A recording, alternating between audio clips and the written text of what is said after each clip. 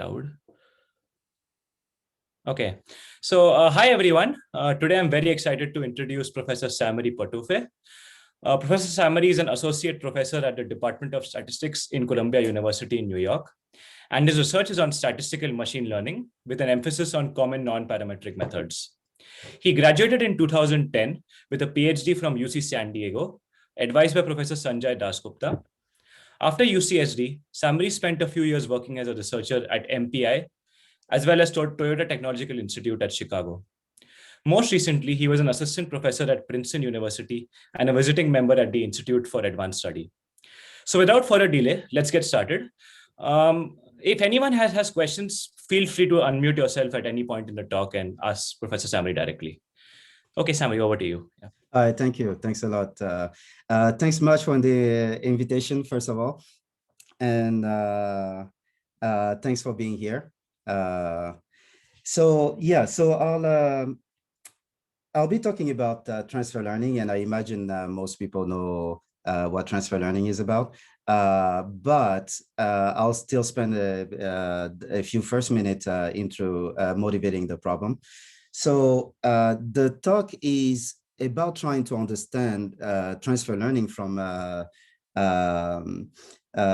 theoretical viewpoint, and I'll even motivate why we want to try and understand it from a theoretical viewpoint.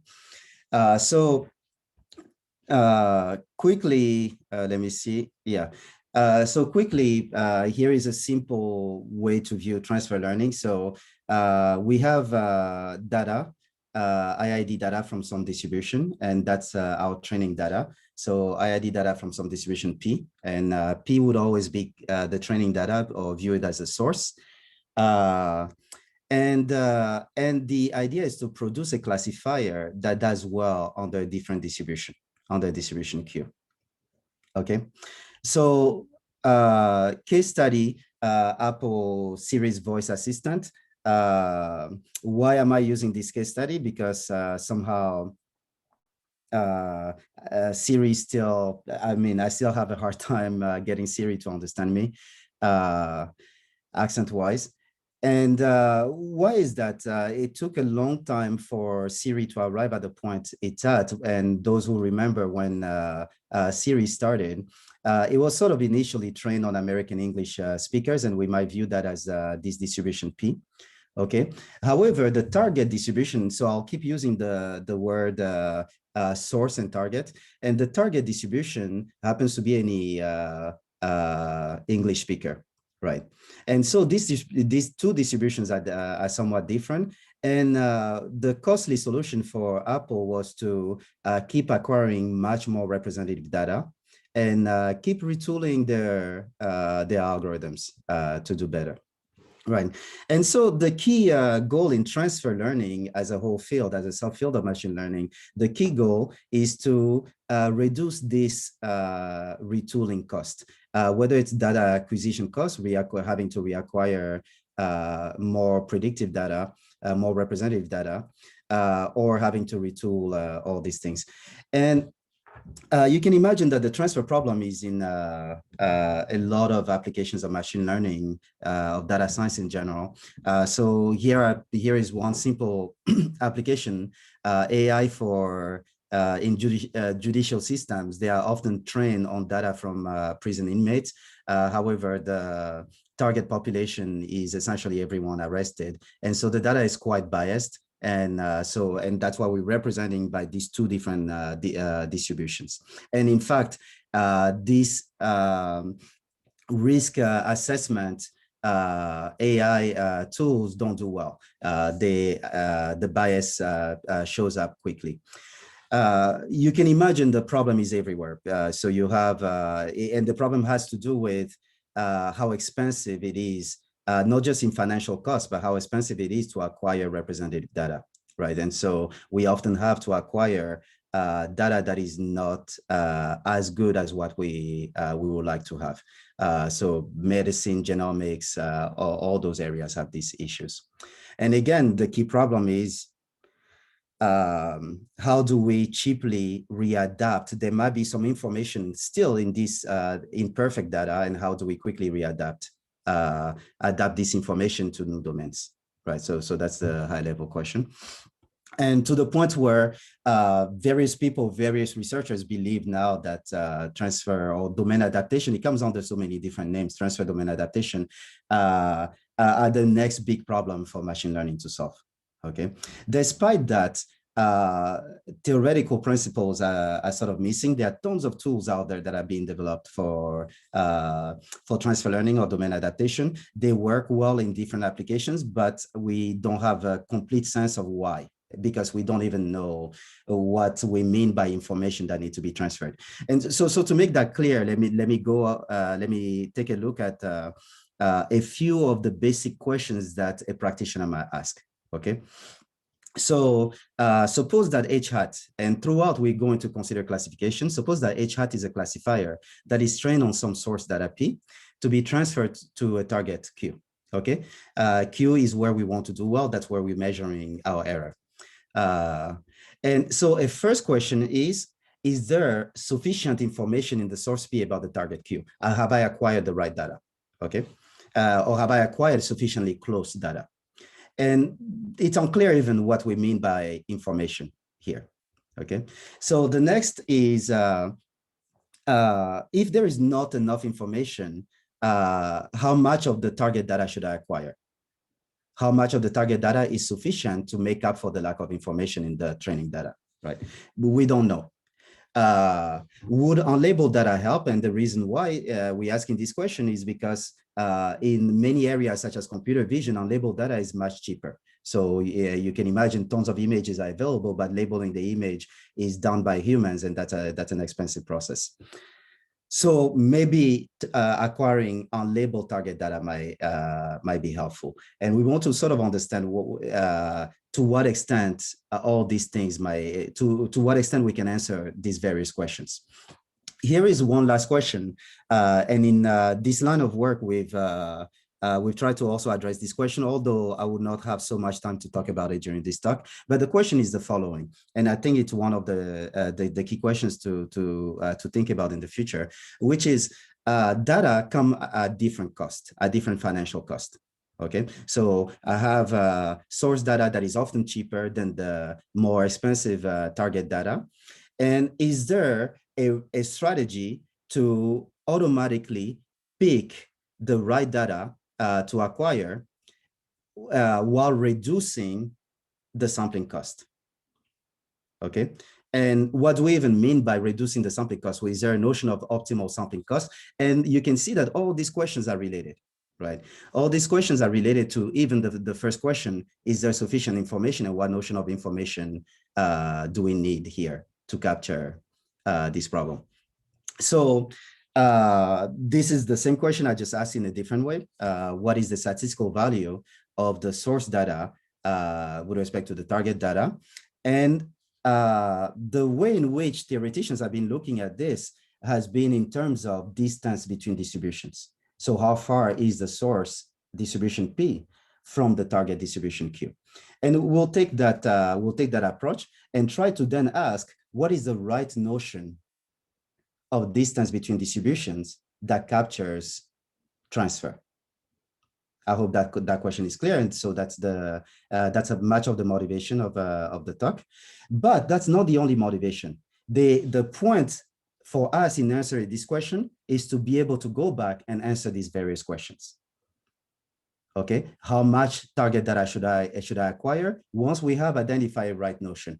And more generally, can we categorize the various heuristics that people are using for transfer learning? Once you've acquired, let's say, some more target data, what do you do with it?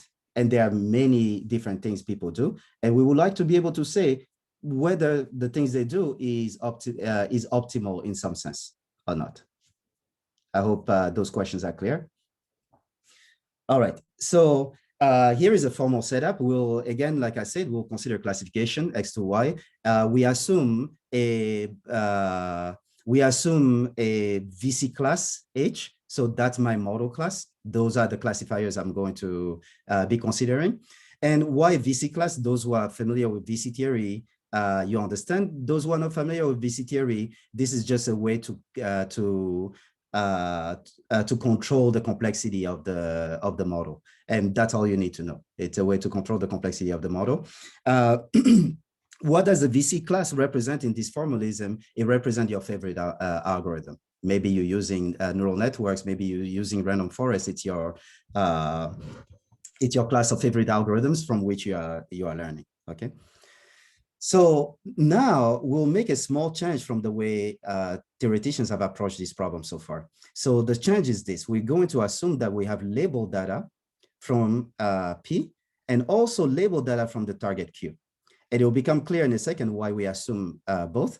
But in fact, I can just explain it now. Why do we assume that we have labeled data from both? Because of the earlier question. The question is how much information is in the source about the target. And it will turn out that if we can understand what is the error that we can make, what is the best possible error we can make in terms of different sample sizes, we start understanding what the relative information is.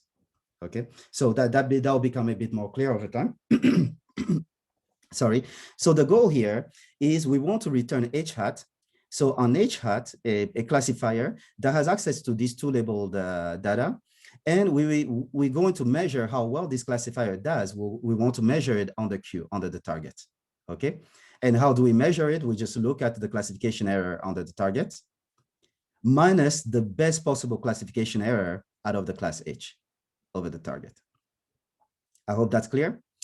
And the question here is, what is the best, and so I call this the excess error, what is the best excess error achievable in terms of both sample sizes? And that will start telling us the relative value of the source and the target. If I have so much resources from the source and so much resources from the target, what is the best I can achieve? And so what is the effective sample size I'm getting out of the target? And so that's sort of a sense of the information we're getting from the target, from the source. I hope that's sort of clear. But in order to capture this, and we want to capture this in a very tight sense, what is the best achievable by any classifier, right? So it's an information theoretic question. What is the best achievable by any classifier? So, and which notion of discrepancy or distance between source and target, or distance between distributions, captures this limit? All right. Okay. So many competing notions out there. As I have alluded to earlier, most of the work, however, is in the case where you only have source data, you don't have any target data. So because of that, it's very hard in that line of work to answer what is the relative benefit of source and target samples. Okay. So many competing notions. And so what I'll do here is give a sense of the various lines of work. It's unfortunate. I'm going to try to summarize 10 years of work in a couple slides. Okay. And so I apologize to everyone who has worked in this area, that I'm just viewing it as really two main directions. So I'll look at this. I'll keep using this simple cartoon. Okay. In this cartoon, we have source data and target data. And you see that there is a shift in the two distributions, right? Here, this distribution has a lot more of the triangles than of the squares. And we get a small training sample from here. So one line of work, one of the main lines of work, so-called extensions of total variation. All right. And by extensions of total variation, all I mean is that they look at the difference in mass between P and Q over suitable regions of space. All right. Now, the type of excess error bound that they get is of this form. And all I mean by OP of 1 is something that goes to 0 with sample size plus the distance between the two distributions. All right. Already just looking at this, in fact, he was looking at this that a couple of years ago, we started on this research direction, because this seems to imply that the best you can do, saturate over time, saturate to the distance between distributions. We cannot, it seems to suggest that we cannot drive the excess error to zero. While in regular classification, we can always drive the excess error to zero, right? And Summary, a clarification. So your figure suggests that the labels are the same across tasks. Is that an So throughout, I'm doing that simplification, and you'll see for various people who work on applications such as vision, speech, and all that, theory is far behind what what people are already doing, the type of amazing transfer people are already doing. But we need to start somewhere and try to understand things. So the simplifying assumption here, you'll see other simplifying assumptions throughout, is that the labels are the same. Okay, maybe the label distribution might not be the same, but the labels, the class of labels is the same. Fine. All right. So another line of attack is so-called density ratios. So one way to measure the discrepancy between the two distributions is to consider density ratios between them, and in particular, how well behaved these density ratios are. Okay, and the type of excess risk that you can get is, again, something that goes down to zero with sample size, plus the estimation error for these density ratios, because the algorithms in question tend to estimate the density ratios and use it to reweigh the source data, okay, for as in important sampling. Okay, so this again suggests that how well we can do in transfer depends on how hard it is to estimate these density ratios. However, that feels like it cannot be the case, because density ratio estimation is a hard problem. Okay, so I hope that's sort of clear. In fact, every single notion of distance between distribution that you can imagine has been attempted. So one way that I like to put it is that these various notions of distance or divergence between distributions were in fact created for other problems other than transfer, right? And it turns out that what I'm going to argue is that they are not appropriate for capturing information in transfer. And that's what I'll argue next. The type of result that people get with these various notions, so they've tried everything. The new one is like Wasserstein distance and things like that. It's the new big thing everybody is interested in. And so that's being tried also. And the type of result that people get is that if the two distributions are close to each other under these various notions, then transfer is possible, which is sort of a sanity check, right? But the question we are asking is, are these notions the right notion to capture the hardness of transfer, right? So in other words, the question we're asking is this tight? Like, if P and Q are far from each other under these notions, does that mean that transfer is hard? And it turns out that a lot of these notions are somewhat over pessimistic. And I'll argue that again through the same cartoon. So here, let's just consider the cartoon again. I simplified it. Here, I can make total variation, and any related notion, I can make them large, close to 1/2 here. Okay.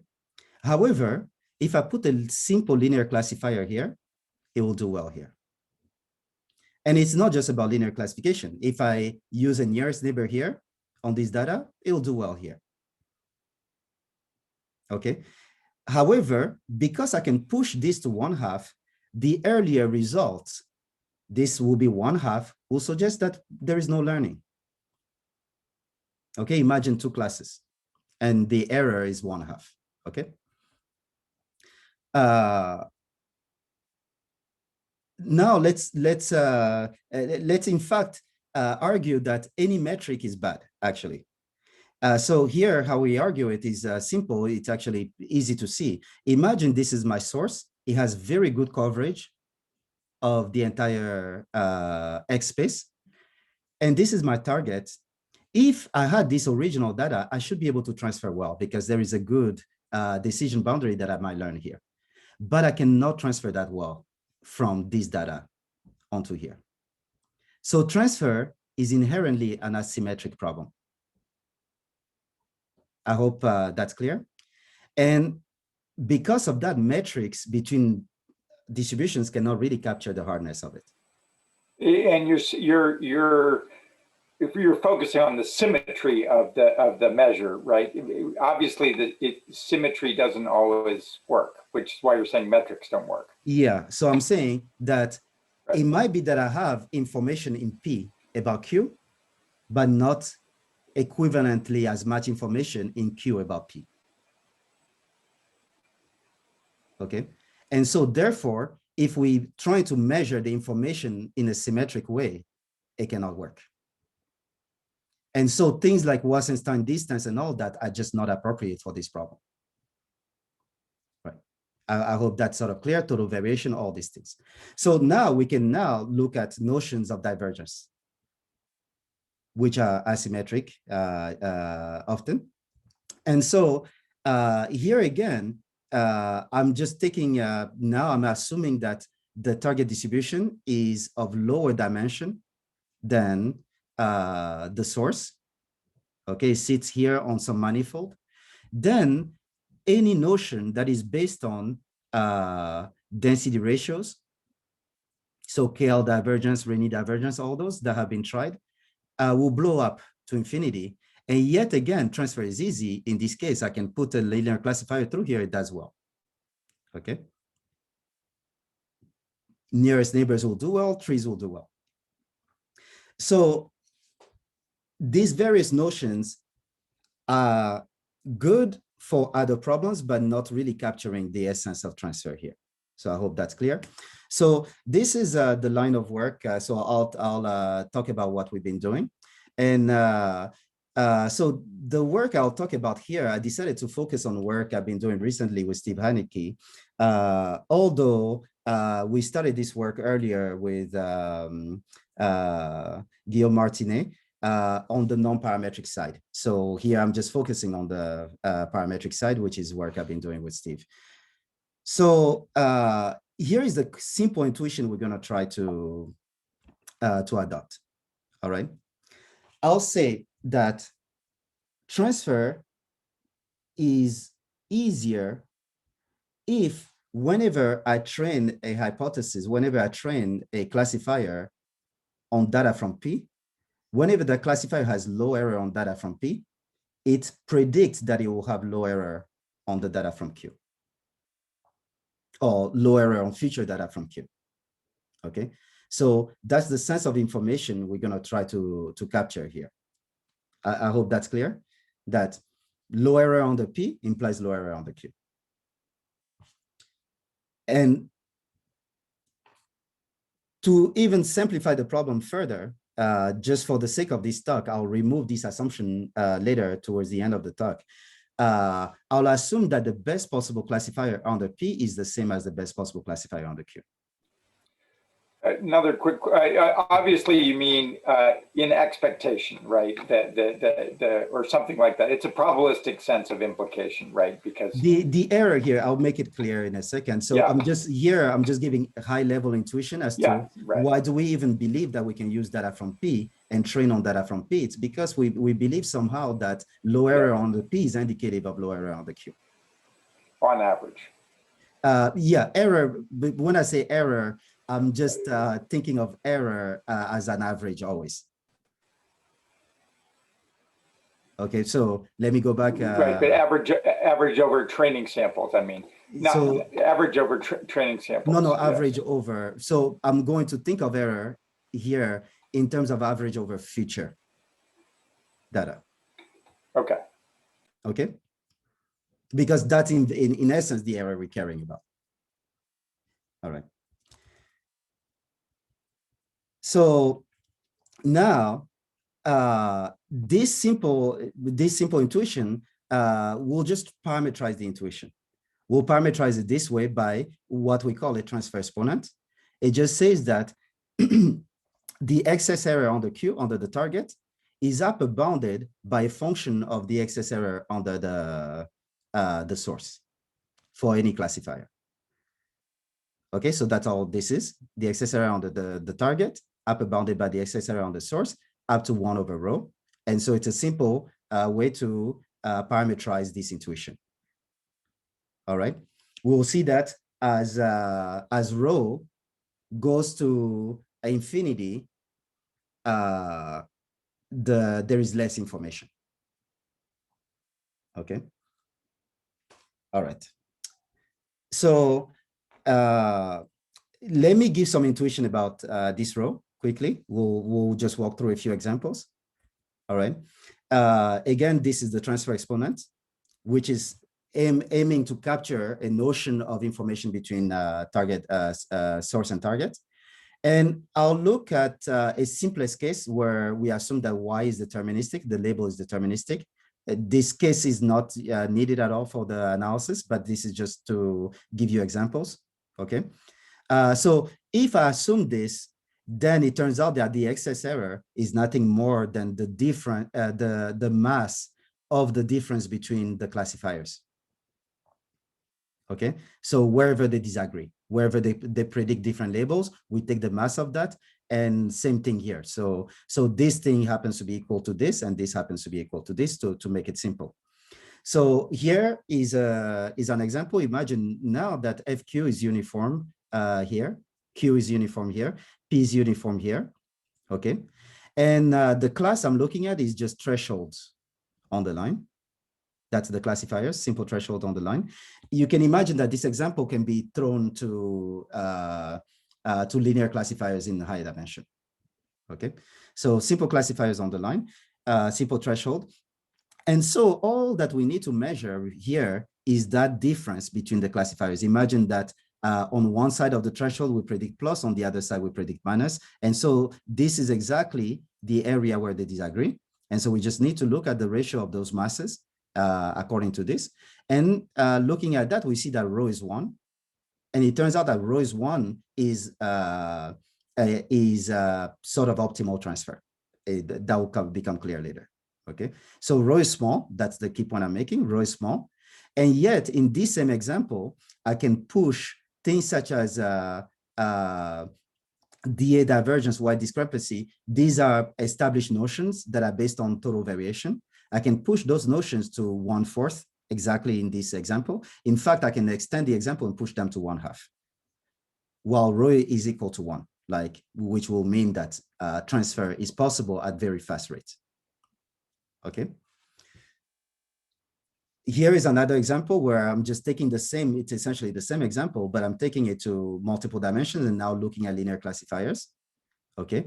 And SQ, the target is sitting on a manifold so that Régnier and all that blows up. Again, rho is 1. All right. Now, what about rho greater than 1? It turns out this is a good example to show what rho greater than 1 means. Rho greater than 1, here in this example, this is again the decision boundary. H star is sitting on the decision boundary, but the source gives very little mass to the decision boundary. So intuitively, if you step back, intuitively, if the source gives little mass to the decision boundary, the problem, a little mass to the decision boundary compared to the target, the problem is a bit harder under the source because we don't observe the decision boundary as much. We don't observe data around the decision boundary, okay? And so here is a case where rho is greater than 1. We don't observe much data around the decision boundary under the source, but if I had data from the target, I would observe the decision boundary. So how much information P has about Q with respect to transfer, with respect to classification here, how much information it has about Q is tied to how low of a mass P assigns to the decision boundary in this example. Okay. Now I can use this example to repeat the asymmetry of transfer. And in fact, to bring out one interesting fact, all I'm doing here is switching.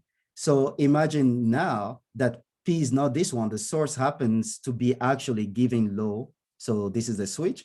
The source now happens to give low mass to the decision boundary. The target happens to now give low mass to the decision boundary. Okay. Then intuitively, it would have been better to use data from the source. And we call this super transfer. So these are situations actually where your source data get you quicker to a good classifier than your target data. Okay. And this also shows the asymmetry, again, in transfer. All right. Okay, so we'll see now that row captures performance limit in a tight sense. That's how we started the problem. Okay, can we capture performance limits in transfer in a very tight sense over any possible algorithm? All right, and that's all I mean by minimax rates, over any possible algorithm. So first though, what it'll turn out is that the hardness or the limit of transfer learning do not just depend only on how far the distributions are from each other, but also depend on how hard the classification problem itself was. Okay, and it'll turn out that this is quite important to capture because this will tell us also which heuristics do well at nearly optimal on the transfer and which are not optimal on the transfer by capturing these two things together. So how do we capture hardness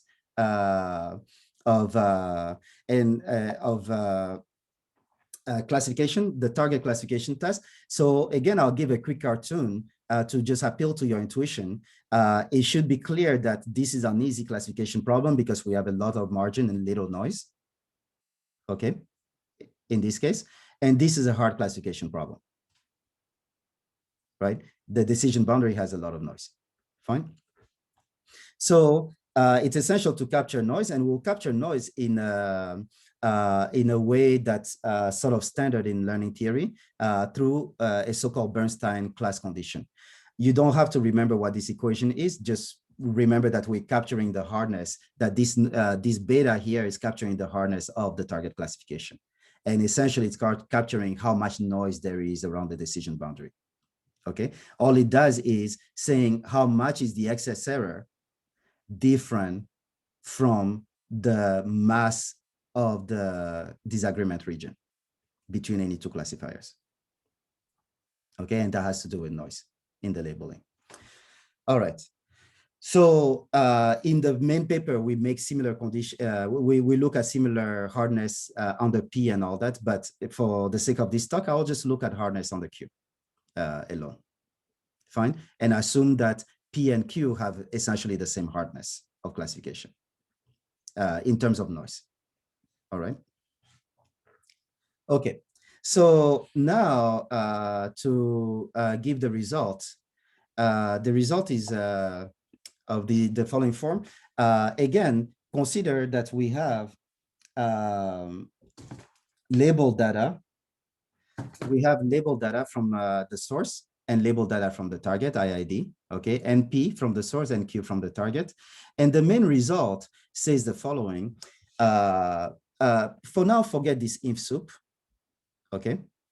This is just statistical theory, forget the inf soup.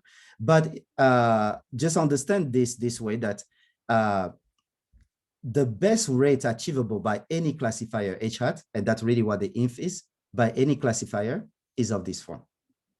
That's the best way, the best rate provable for any classifier. It's of this form that integrates both sample sizes, NP and NQ. Imagine that NP were 0, right? Imagine that NP were 0, then this just recovers the best rates for regular classification, NQ minus 1 over 2 minus beta. So this is where you can see how the beta captures easy to hard classification. Those who are familiar know that the rates in classification tend to behave like square root of n. Okay, that's exactly the case beta equal to 0. But it goes all the way to 1 over n. That's the fastest possible rate. And that's the case beta equal to 1. So this beta is letting us see capture problems, easy to hard problems in classification. All right. Now, what's new here is this NP to the 1 over rho. The NP to the 1 over rho is capturing the essential benefit from the source data, the essential source data size. These rates are tight. That's all the IMSUP is really saying, that these rates are tight. They are tight. And here I want to make a point. They are tight, not in the sense of, oh, there exists a set of classifiers H, or there exists a value of rho, a value of beta, or a value of NP. They are tight for all this. We can show that these rates are tight for any value of these parameters. Okay. So the benefits of unlabeled data, here I have to make a small nuance. The rates cannot improve with unlabeled data, no matter how much, infinite unlabeled data, the rates cannot improve. So we show that these rates cannot improve because in the lower bound, what we show is that give H hat even an infinite amount of unlabeled data, this is the best rate you can attain. All right. It doesn't mean, however, it does not mean that unlabeled data is not useful. It just means that the usefulness is up to constant. We all know that in practice, constants are very important, but that's the limitation of this type of theory. It cannot capture constants properly, although it captures rates. I hope that's sort of clear. Okay. So benefits of labeled Q data. So it tells us a transition point at which, so you remember we were asking the earlier question as to how much target data should we acquire if there is not information. This gives us a transition point at which all of a sudden the data from the target is contributing more to reducing the error than the data from the source. Okay. For adaptive sampling, once we were able to get this sense of optimality, we were also able to capture a sense of optimal sampling cost, given two different cost functions for sampling. But that's what I said earlier, we will not have so much time to get into. All right. So let me see the time. It seems I have about what, 15 minutes left, or? Yeah, about 15 to 20 minutes more. Okay. Good. Yeah. All right. So yeah, let me give a quick sense of what gets into this type of result. So for the lower bound result, the key difficulty here is that lower bounds are often shown in the situation of no transfer, in the situation where your data is sampled from the same distribution as the one you're going to test it under. Okay. And so that's the main difficulty here, is that we have non-IID data, non-identically distributed data, and we need to show that the rate we are getting is tight. And so we had to play with the tools. There are these generic tools you can use to prove this type of information lower bound, and we have to play with the tools a little bit. But just to give a high level, we sort of couple together the P and Q data by viewing it as this product distribution. That's the one we're sampling from. And we create a family of such product distributions that are very close to each other in KL divergence. By being close in KL divergence, what that does is that it's hard to distinguish between them. It makes the problem hard, okay? However, we enforce that on the Q, under the target, they are far from each other.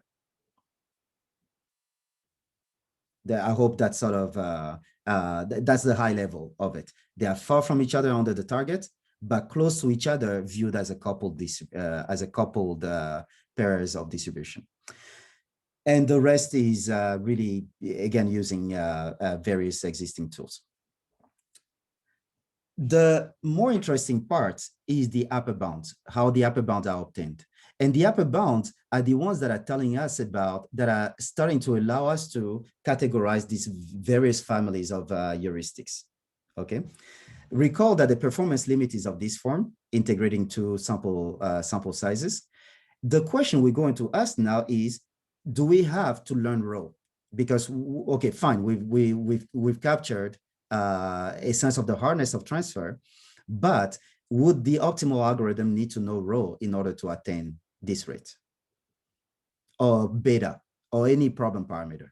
So one of the key things we are caring about here is what is actually learnable, what is attainable from sample alone without knowing the distance between distributions and such. Okay. So then, so I call that adaptivity. And which procedures are adaptive? So here is a simple procedure that a simple heuristic that people do is just combine the data and learn a classifier on the combined data. Okay. And so we show that this is actually optimal. It attains this rate under low classification noise. That's the case beta equal to 1. If there is very little noise in the labels, this is fine. It attains the best possible provable rate in this sense. However, the moment we have noise in the Y, then this is no longer optimal. Okay. And what turns out to be now optimal is very similar to so-called meta-learning or hypothesis transfer. These are various approaches in practice. It's very similar in the following sense. What we do is you first minimize over the source data. Okay, minimize your empirical risk over the source data. But rather than just retaining the minimizer, that single classifier, you retain any classifier that did somewhat well on the source data. How well we make it precise in the paper. Okay, you retain all classifiers that do somewhat well, and then you retrain on the target data just over the classifiers that did somewhat well. And this general approach can be shown to be adaptive to all the unknowns, to the rho, which is unknown, to the beta, which is unknown, and gets this rate up to log terms. Okay. All right. So I'll just give a quick summary and talk to you quickly about some new directions.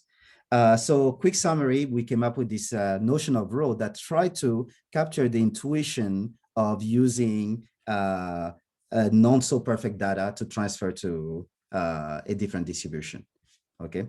And the key point here is that it's capturing a more optimistic view of transferability in the sense that whenever all these other notions of distributions are large, the P and Q appear far from each other on these other notions, rho is actually small and captures the fact that we can transfer, in fact, in those cases, okay? It's starting to reveal the sense of what optimal families of heuristics are.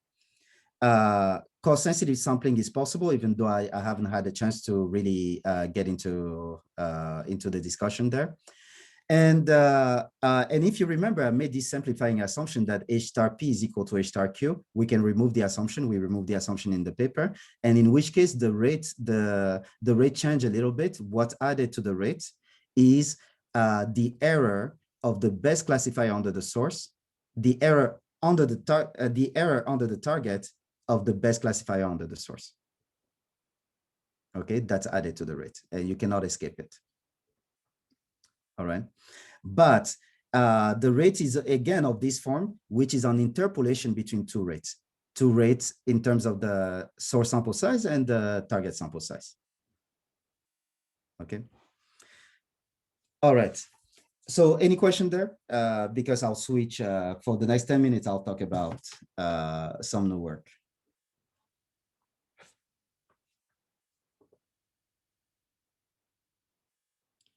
All right. So now here is what we started looking at. Even closer to practice, which is the fact that you don't just use a single source often in a lot of these applications. You might have multiple sources. Okay, and so these are the P1 through Pn. You have big N sources, and maybe some data from the targets, and you want to do well under the targets. So what brought us to this question is the following. Not only that it's a practical question, but what brought us to this question is the following. All the theory work that we could find can only show rates in terms of a single sample size. So let me make that clear. Imagine that big N is 1,000. We have, let's say, or even big N is 100. We have 100 sources, okay? Each one of them has 1,000 samples. Then you will hope that the power of this is in the aggregate sample size, 100,000 samples in total that we have, right? You'll hope that the rate of convergence will be in terms of 100,000 rather than in terms of 1,000. All the rates of convergence proved so far have been in terms of 1,000, in terms of a single sample size. And so the question for us was why? Okay, why is this? And it turns out that it's inescapable, which is really strange, because this goes against the intuition of why we do multitask learning, right? We do multitask because we hope that the aggregate of the task is giving us aggregate performance. Can I ask you a quick question? Please. Well, I don't understand why you can't consider a distribution P star that's just a simple average of all the distributions P1 to Pn and assume that you've got 100,000 samples from P star. Yeah, so I'll get to that. I'll get to that question in the end. That's a very nice question. I'll get to that question in the end. You'll see the issue in a minute, right? The issue essentially is, what is that aggregate distribution P star that we need to consider? Is it the product of these distributions? Is it a mixture of these distributions? Those questions are not are unclear. But you'll get. I'll get in a second to these points. Okay. So the key point is we have all these distributions. Fine, and then we want to see how well can we do. And however, prior theory only shows us that we can do as well as using a single one of them, which is strange. Okay. So at least there was no, those are upper bounds, so we don't know whether this is true. And so we started looking at this problem. And the first thing we did was to simplify the problem to the point where we can show that, in fact, how well you do should be in terms of the aggregate sample size. Okay, so this is the simplification. So first, we consider the n sources just as before. We consider that the each source is a distance, say rho t, from the target. Okay, each source is so far from the target.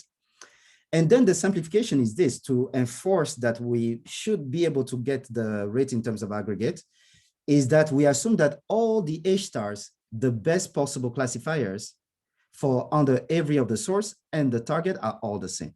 All the H stars are the same. So it's such a nice situation that we should be able to get an aggregate rate. I hope that's clear. But to get to the end before I even get through, it will not be possible, but which is really strange. It's a strange fact we've uncovered. So in any case, that's the assumption that all the H stars are the same. The only thing we have is that we have so many samples from each one of them. Okay, so now what we can show is this: is that if I knew, and I call this an oracle rate, if I know all the problem parameters, the rho t's, the beta, which consider the hardness of the classification problem, the noise, the rho t's, the beta, then in fact, the rate of convergence you can get is in terms of the aggregate sample size. If I knew all these distribution parameters, okay?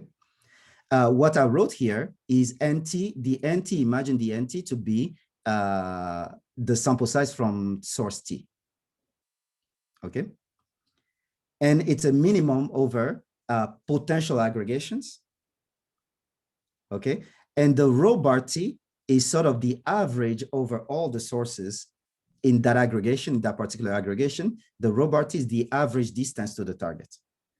So I hope that answers your question a little bit. So what comes into the bound is this average distance, rho bar, to the target, okay? Now, we then start asking the next question. Okay, now let's imagine that we don't know the rows, we don't know the betas, we don't know anything. We don't know the distributional parameters. What is the best thing we can do? Can we still achieve an aggregate rate? So what we first saw is that, again, under low noise,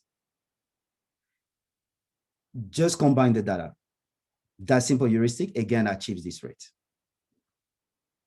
All right.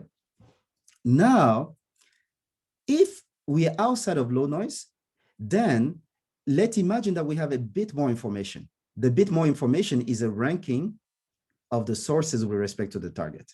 So which one is closest to the target? If we have such a ranking, then there is a greedy strategy that, so here we have the ranking, but we don't have the actual distances. All right. And we don't have the noise parameter. Then there is a greedy strategy that again can attain this rate.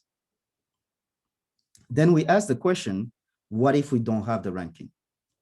Or what if beta is not one? What if we're not in a low noise situation and we don't have the ranking? Then we can show that, in fact, the best rate is in terms of a single sample size. That there is no strategy, no algorithm that can uncover the ranking on its own. I hope that's sort of clear. So it turns out that if the algorithm is really a practical one that does not know anything about the distributional parameters, like such as distances or even just ranking of sources to target, then one can show that no procedure can achieve a rate, can guarantee, that's the point, it's not can achieve, can guarantee a rate better than in terms of a single sample size. And this is shown, again, through information theoretic lower bounding approaches by randomizing all the possible rankings and forcing the algorithm to try and guess it, and it cannot guess it. So, yeah, so I'll stop there. So, Samory, go ahead. Could you explain the intuition of why it might be hard to get rankings? Like, it seems intuitive that you could decide if task A is better than task B by. So at a high level, consider the following, right? We have big N tasks, okay? And consider the problem to be the problem of deciding which of these big N data sets I should be using, okay? In fact, you can view it as having to reweigh all the data sets, give less weight to the ones that are far, okay? Which one do I, and now let's imagine that the weights are hard weights, like it completely discards some data sets, okay? So I have 2 to the n possible such choices of subset, fine. 2 to the big N possible such choices of subset. And that's where the hardness is coming from.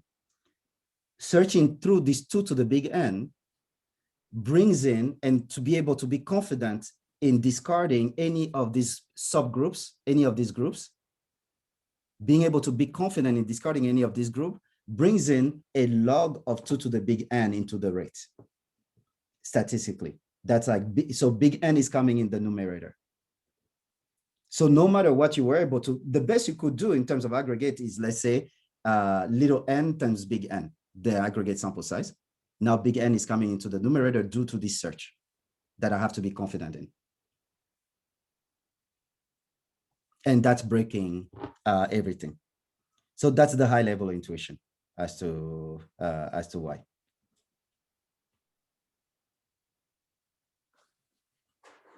I hope that's okay. I hope the high level is yeah.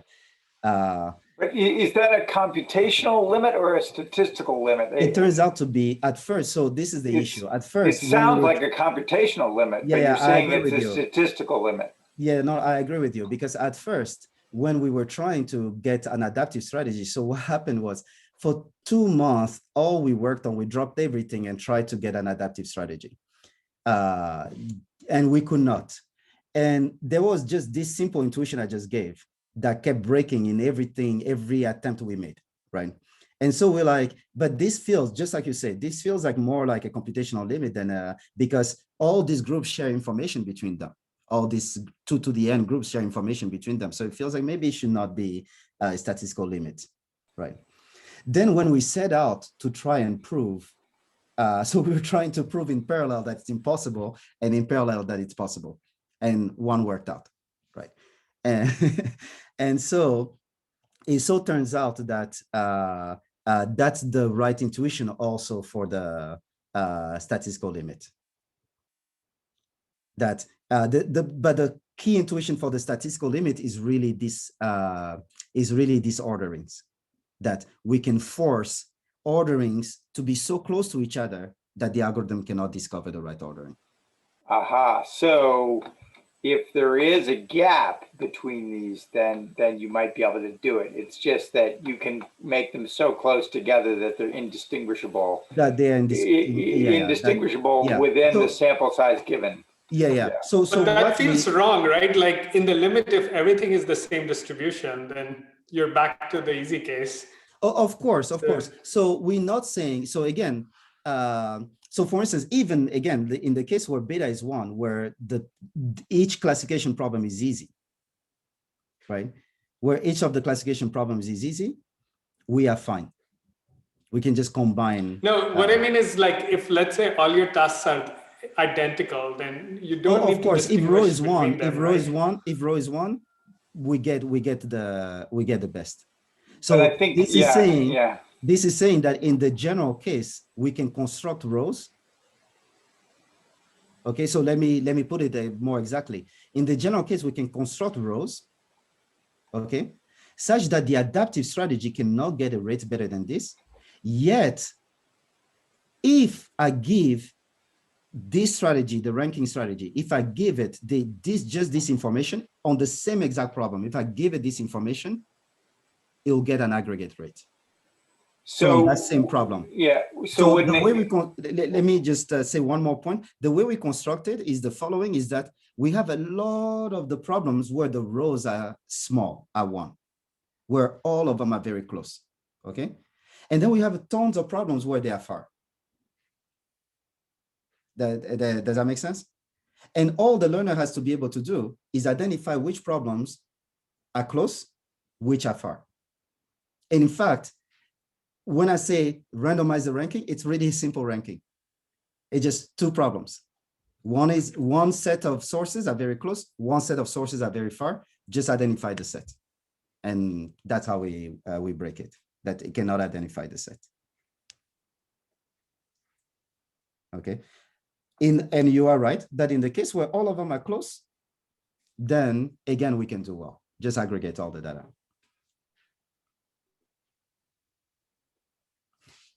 Sorry, I interrupted you. You were about to ask. I think you answered my question. Thank you. Mm-hmm.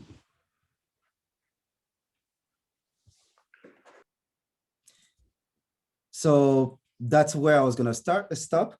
But the hope I have out of this talk is to just bring the attention to the fact that there are so many open questions in this area, and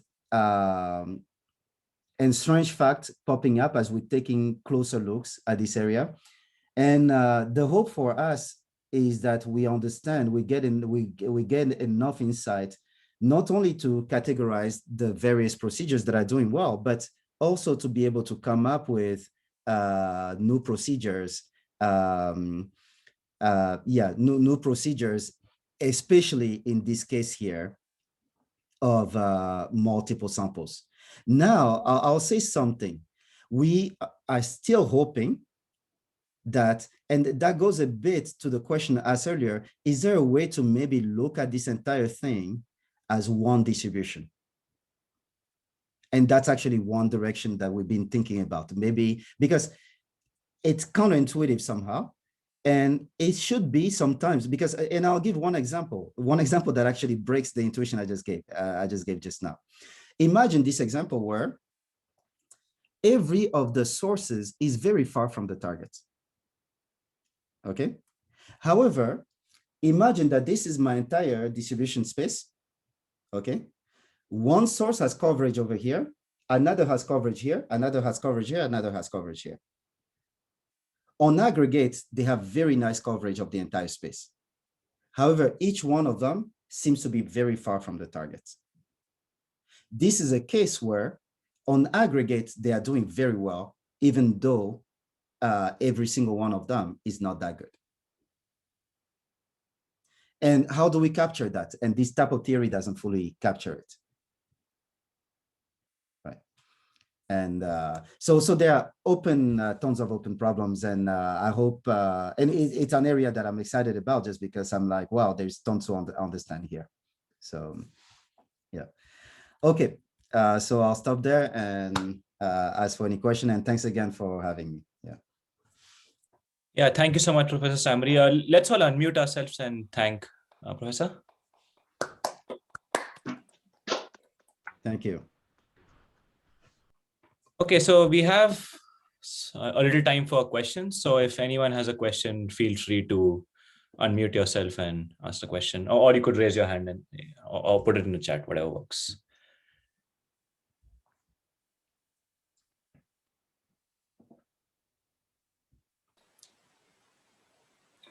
Well, I wanted to give other people a chance since I've already asked a lot of questions. But first of all, super interesting talk. I think just the simple fact that all of these metrics are clearly fall flat is a very, very handy takeaway. And it's very clear intuitively once you've said it. So that's a great thing to take away from this. I feel like a lot of the things you're saying are about, there exists a case such that you can't do well, right? Whereas if I forget what the is rho goes from 0 to 1. If you say, well, rho is greater than 0.5 or something for all of these, now what can you do? Or, if you bound it away from 0 somehow, like where it's, rho is the difficulty, is that right? Or rho is the distance, the effective information between the source and the targets. Yeah. Right. So if you bound that away from 0 by some margin, now how quickly do things get better for you? Like that seems to be related to sort of practical situations where there's some relationship here, there's some value, but you're not exactly sure how much, but you're willing to say, well, it's at least this much value. Now what can we say? Now what are the strategies? Like that to me seems like a interesting way to connect it to practical algorithms. Thank you. Yeah. And one point here that I'll try to make is that the unfortunate thing about so-called minimax theory or lower bounding techniques is that they tend to just uncover one worst case situation, right? And one has to be very careful in interpretations that we make out of this type of results. One of the things I was trying to emphasize here is that in order not to be really not to be giving results that are really in a worst case sense, it was important for us to check that the lower bounds hold for any value of these parameters. That we are not just uncovering this one case. I hope that sort of makes sense, right? However, from both your question and Shubhranshu's question, here in this case here, it's a bit different. We have to essentially construct distributions that are breaking the problem. I hope that's sort of clear. We have to construct it. Again, we let the rows be anything, but we need this situation where there are some rows that are very small, some that are very large, right? So. Okay, so we have a question from Jongchi. Jongchi, do you want to unmute yourself and ask it? Yeah. Oh, yeah. So, hi, I'm just curious. You were talking about the benefit of unlabeled data is constant. What if there's low noise and you can propagate the labels to get the labels for the unlabeled data? Is it still true? So the interesting thing is this, is that you need to make a bit more assumption in order to truly capture the benefits of unlabeled data. So for instance, even in regular classification, in fact, right? So for instance, I can make a cluster type assumption, all right, that classes labels actually labels can be assigned to clusters, right? So if I make that assumption, then clearly unlabeled data is very useful. I can just sample a couple labels and then the rest unlabeled data and label everything. So for label propagation to work, you need those additional assumptions. The point being made here is that outside of those additional assumptions, you cannot prove any benefits for unlabeled data besides constants. Okay. Yeah. Yeah, thank you. You're welcome. So I had one question about the information on ranking. So you mentioned that if the information is not available, no adaptive strategy is possible. I was wondering if it's possible to get like a partially correct ordering of rows, like infer a partially correct ordering of rows, which is better than random. That's a nice question. And I'll put it this way. In fact, you don't even need a ranking, right? What you need is sort of a threshold. If you look at the rates, the best, the limits here, it's really a threshold on what I aggregate. Okay, you just need to know, okay, all these are good data sets and I need to aggregate them. All these are bad. So if your partial ranking just is able to identify that approximately, that's enough. Okay. Okay. Mm-hmm. Yeah, thanks. Okay, so I think we are nearly out of time. If you have any one final question, feel free to.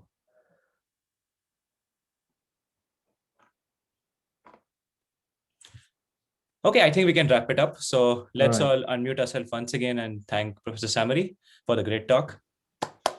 Thanks, everybody. Thanks, everybody, for being here. Yeah, and for all the nice questions. Yeah, I'll just stop the recording.